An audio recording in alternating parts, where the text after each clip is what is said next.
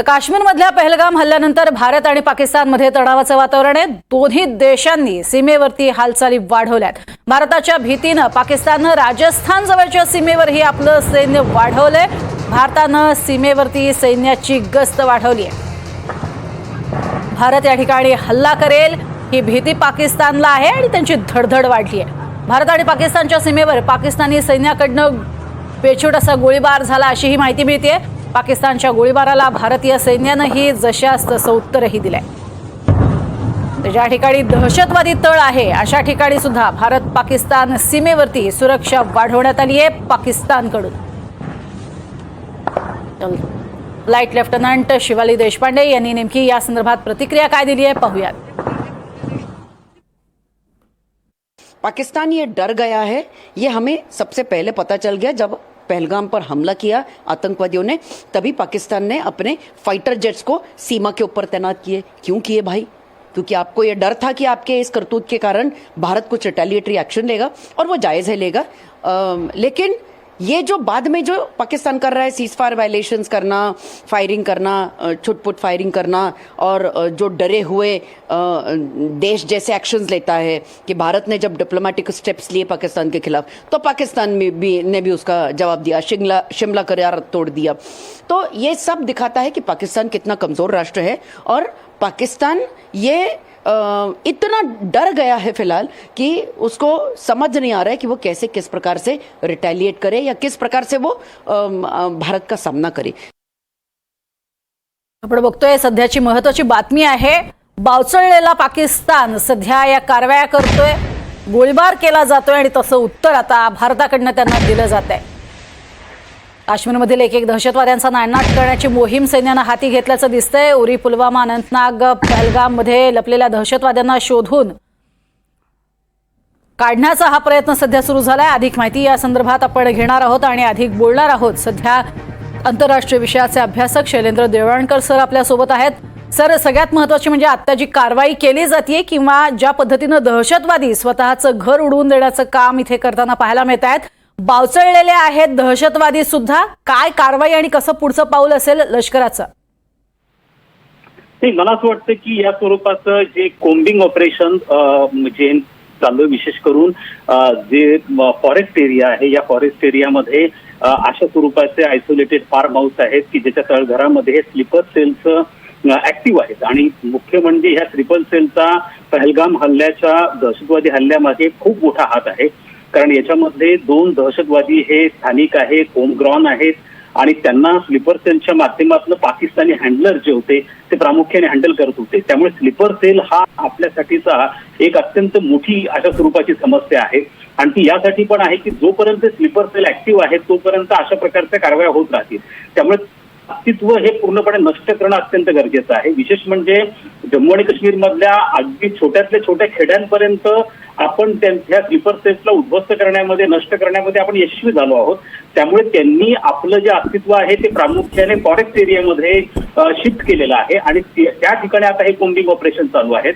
या ठिकाणी ज्या पद्धतीचे घरं त्यांची उद्ध्वस्त केले जातात, कारण कोणत्याही प्रकारचे पुरावे, कारण यामध्ये सगळ्यात महत्वाचं म्हणजे जे वेपन्स वापरले गेले हे पाकिस्तान मेड असण्याचं पुढे आलेलं आहे। याच्यामध्ये पाकिस्तानचं असल्यामुळे हे पुरावे लागू नाहीत, हा त्याच्यामागचा मुख्य उद्देश आहे।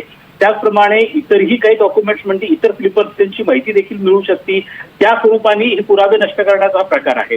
दुसरा मुद्दा असा आहे की याचे शॉकवेव्ह हे पाकिस्तानमध्ये जाणार होते। पाकिस्तानमध्ये ज्या वेळेला इंडस वॉटर ट्रीटी आपण रद्द करण्याचा, स्थगित करण्याचा जो निर्णय घेतलेला आहे त्याची कमालीची रिॲक्शन, अस्थिरता किंवा असुरक्षिततेचं वातावरण पाकिस्तानमध्ये आहे। त्यामुळे तिथल्या सरकारला आपण देखील आपल्या लोकांसाठी काहीतरी करतो आहोत, त्याचं प्रतिउत्तर देतो आहोत। म्हणून मग शिमला करार आम्ही रद्द करतो किंवा आम्ही त्याच्यातनं बाहेर पडतो अशा स्वरूपाचं त्यांच्याकडनं घोषणा झाली। परंतु एक लक्षात ठेवणं आपल्याला गरजेचं आहे की शिमला करारामध्ये अशा कोणत्याही बाइंडिंग अशा प्रकारच्या तरतुदी नाही आहेत। शिमला करार हा काय आहे? हा 1972 मध्ये अशा स्वरूपाचा करार झालेला आहे ज्याच्या माध्यमातून भारत आणि पाकिस्तान आपले द्विपक्षीय प्रश्न जे आहेत ते शांततेच्या चर्चेच्या माध्यमातून सोडवतील। या कराराच्या माध्यमातून एलओसी म्हणजे लाईन ऑफ कंट्रोल जी आहे भारत आणि पाकिस्तान मधली ती अधोरेखित करण्याचा प्रश्न आलेला होता। मुळात मुद्दा असा आहे की याच्यातनं पाकिस्तान बाहेर पडतोय म्हणजे पाकिस्तानला चर्चेच्या माध्यमातून प्रश्न सोडवायचे नाहीयेत का, हा प्रश्न पुढे येतो। मुळात हा भाग आहे की आता पाकिस्तानला हे दाखवणं देखील गरजेचं आहे त्यांच्या जनतेला, कारण जनतेमधनं रिॲक्शन यायला सुरुवात होतील की मुठभर दहशतवाद्यांच्या ह्या दुष्कृत्यांमुळे अख्खा पाकिस्तान अडचणीमध्ये येऊ शकतो. पाकिस्तानच्या लष्कराचं आणि ISIचं हे सुसायडल अटेम्प्ट आहे असं मी म्हणेल, म्हणजे स्वतःला गोळी मारून घेण्यासारखा हा प्रकार आहे आणि त्याच्यातनं अख्खा पाकिस्तान धोक्यामध्ये येणार आहे. आणि त्यामुळे त्यांना काहीतरी आपण करतोय असं दाखवण्याच्या दृष्टिकोनातनं LOC वरती अशा स्वरूपाची फायरिंग होणं, या गोष्टीसाठी आपलं लष्करी पूर्णपणे तयार आहे. मला असं वाटतं की आता आपला जो उद्देश होता की इंडस वॉटर ट्रिटी जो आहे तो स्थगित करून पाकिस्तानला मेसेज द्यायचा, तो मेसेज पाकिस्तानपर्यंत सज्जडपणे पोहोचला आहे असं आपल्याला म्हणता येईल. नक्कीच. मात्र सगळ्यात महत्त्वाचं शैलेंद्रजी, सध्या त्यांनी अशा ठिकाणी आता सीमेवरती आपले सैनिक तैनात केलेले आहेत ज्या ठिकाणी लष्करी तळ आहेतच, पण त्याबरोबरीनं दहशतवादी तळ सुद्धा आहेत, आणि अशा ठिकाणी तुम्ही सुरक्षा वाढवताय. काय नेमका संदेश यातनं बाहेर पडतोय? गेल्या साधारणतः 3 दशकांपासून पाकिस्तानी लष्कराची जी कार्य करण्याची पद्धत आहे ती प्रामुख्याने दहशतवाद्यांच्या आडून, म्हणजे त्यांच्या मागे लपूनच हल्ले करणं, हीच त्यांची सगळ्यात महत्वाची, म्हणजे त्यांचे जे फ्रंटलाईन फायटर्स आहेत ते प्रामुख्याने दहशतवादीच आहेत. त्यामुळे कारगिल युद्धाच्या वेळेला देखील त्यांनी सांगितलं की आमची इन्व्हॉल्वमेंट नव्हती, हे सगळे दहशतवादीच होते. ते प्रत्येक अटॅकच्या वेळेला पाकिस्तानचं ह्याच स्वरूपाचं कारण पुढे येत आहे. आणि मात्र पाकिस्तानचं लष्कर यांच्या आडून आपल्या कारवाया करताना स्पष्टपणे येते, कारण त्यांची ज्या पद्धतीचं शस्त्रास्त्र वापरली जातात, हे सर्व प्लॅनिंग कोणता लष्करी अधिकारी किंवा लष्करी यंत्रणाच करू शकते, हे साध्या दहशतवाद्यांचं काम असूच शकत नाहीये. त्यामुळे कोणती तरी एक संस्थात्मक रचनेच्या पाठीशी असल्याशिवाय एवढे मोठ्या ऑपरेशन्सला अंजाम देणं हे पॉसिबल नाहीये. आणि ही गोष्ट काही लपून राहिलेली नसल्यामुळे ते स्वाभाविकपणे त्यांना प्रोटेक्शन देण्याचा प्रयत्न करतात, कारण तेच त्यांचे फ्रंट रनर फायटर्स आहेत. त्या दृष्टिकोनातून पाकिस्तानकडे केलेला केविलवाणा प्रयत्न आहे. मात्र पाकिस्तानला शॉकवेव्ह गेलेला आहे. त्यांना याची कल्पना आहे की भारताकडनं काहीतरी मोठ्या प्रमाणावर, कारण पंतप्रधान नरेंद्र मोदींनी काल ज्या पद्धतीने स्पष्ट केलं की तुम्हाला पाताळात देखील जाऊन आम्ही शोधू आणि तुम्हाला या संदर्भामध्ये अगदी ज्याला सडेतोड उत्तर आहे ते भारताकडनं दिलं जाईल. मला असं वाटतं की याचं अत्यंत गांभीर्याने आणि याचा जो मेसेज आहे, संदेश आहे, तो पाकिस्तानपर्यंत पोहोचलाय. त्यामुळे पाकिस्तान बिथरल्यासारखं वागतोय असं आपल्याला म्हणावं लागेल.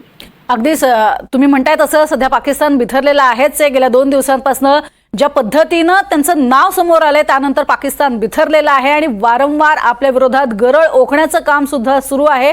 मात्र पाकिस्तानला होणारी जी विदेशी मदत आहे, विदेशी फंडिंग आहे, तेही कुठेतरी रोखणं गरजेचं आहे. यासाठी आता त्यांना होणारी जी मदत आहे, खास करून चीनची, ती जर रोखली तरच त्यांच्या सगळ्या नाड्या आवळल्या जाऊ शकतात. यासाठी नेमक्या आंतरराष्ट्रीय स्वरूपात सुद्धा प्रयत्न होणं गरजेचं आहे. कसे होऊ शकतात ते? नाही, मला असं वाटतं की आपण या बाबतीमध्ये संपूर्ण जगामध्ये आणि जे प्रमुख देश आहेत त्यांच्यामध्ये दहशतवादाच्या प्रश्नाविषयी सहमती निर्माण होणं अत्यंत गरजेचं आहे. त्याचं कारण असं आहे की आजही दहशतवादाच्या 200 पेक्षा जास्त व्याख्या ज्या उपलब्ध आहेत. मुळात मुद्दा असा आहे की जो एका देशासाठी दहशतवादी असतो तो दुसऱ्या देशासाठी फ्रीडम फायटर बनतो. आतापर्यंत पश्चिम युरोप, अमेरिका यांची मानसिकता अशी राहिलेली आहे की जो भारतामधला पाकिस्तान पुरस्कृत दहशतवाद आहे हा राष्ट्रीय किंवा विभागीय पातळीवरचा दहशतवाद आहे. आणि आंतरराष्ट्रीय पातळीवरचा दहशतवाद म्हणजे जो अल-कायदा, ISIS यासारख्या आंतरराष्ट्रीय दहशतवादी संघटनांकडनं केला जातो त्याला ते आंतरराष्ट्रीय दहशतवाद म्हणतात. ते असं म्हणतात की आमचा संघर्ष आंतरराष्ट्रीय दहशतवादाशी आहे. त्यामुळे विभागीय दहशतवादाला ते पूर्णपणे वेगळं काढत होते.